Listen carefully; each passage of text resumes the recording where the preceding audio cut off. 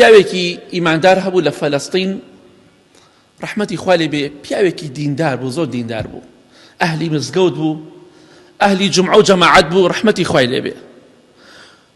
قەدەری خوا پێش نیوەڕۆ وفاتی کرد، جەنازەکەیان هێنا بۆ مزگەوت، دوایەوەی کە شۆردیانوانە تاخیریان کرد، وتیان ئینشاءڵڵا ئەم پیاوە ئیمام خەتیبەکەی مزگەوتەکە وتی ئینشاءڵڵا نوێژی عەسر نوێژی لەسەر ئەکەین و چونکە تاخیر بۆ شۆردمشتی، نوێژی عەسر نوێژی لەسەر دەکەین و دەیبین بۆ گۆڕستان.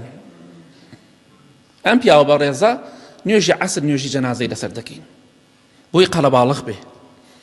بەڵام قەدەری خوا چی ڕوویدا؟ نوێژی عەسر نوێژ لەسەر ئیمام خەتیبەکەش کرا لەگەڵ جەنازەکە. قەدەری خوا ئەو پیاوە وتی نوێژی عەسر نوێژی جەنازەی لەسەر دەکەین، بەنیاز بوو خۆی نوێژی عەسر لەسەر ئەم جەنازەیە بکە، بەڵام خوای گەورە ڕۆحی ئەویشی سەندەوە خەڵکی نوێژیان لەسەر ئەو ئینسانەیش کرد. بەخوا ئەو پیاوەی کە ئەم جەنازەکەی بینی خۆشی عەسر جەنازە بوو، نوێژ لەسەر هەردووکیان کرا، وتیان بە یەکەوە بران بۆ قەبرستان. کەواتە مردن لە کوت و پڕا دێت، خۆت ئامادەکە. خوشکی بەڕێزم داپۆشراونی خۆت داپۆشە. برای بەڕێزم نوێژنەکەری ڕوو بکەرە خوا و نوێژ بکە، تۆبەت نەکەرەوە تۆبە بکە. خراپەکاری بەدڕەوشتی دەکەی پەنا بەخوا، بگەڕێرەوە لای خوا، چونکە مردن لە پڕا دێ، پرست پێ ناکە.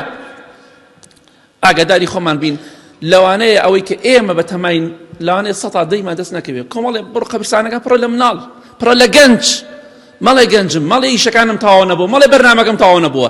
خەڵکی وا هەبووە بەیانی موناقەشەی دکتۆرای هەبووە شەو وەفاتی کردووە. خوا گەورە چاوەڕێوە ناکە با دکتۆراکەی تەواو و ئەمجا با بمرێن. نا، کە مردنت هات تەواو، ئیشەکانت تەواو کرد و تەواوت نەکرد، کەیفی خۆتە.